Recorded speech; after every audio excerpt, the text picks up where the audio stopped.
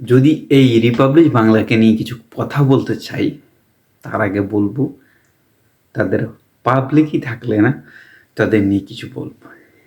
এই রিপাবলিকই বাংলা সবসময় ট্রেন্ডিংয়ে থাকার চেষ্টা করে। তাদের ভাষা দিয়ে যদি কানাওয়ালা ভাঁজ দেওয়া যেত তাহলে খুবই ভালো হতো।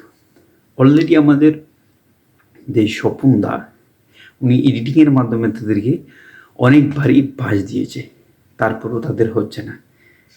আসলে শেখ হাসিনা ইন্ডিয়াতে আছে না কই আছে আমরা আসলে কেউ জানি না। সে কীভাবে বাংলাদেশে কিছুদিনের মধ্যেই ঢুকে যাবে। এবং কি কিছুদিন আগে শুনলাম ইউনূস নাকি পালিয়ে গেছে, শেখ হাসিনা আসবে।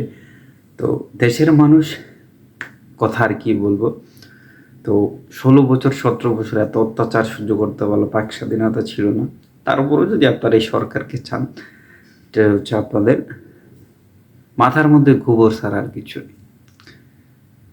যাই হোক, ভিডিওটা এতটুকুই ছিল। রিপাবলিক বাংলাকে একটা কথাই বলতে চাই, বাংলাদেশের সাথে বেশি বাড়াবাড়ি করবে না।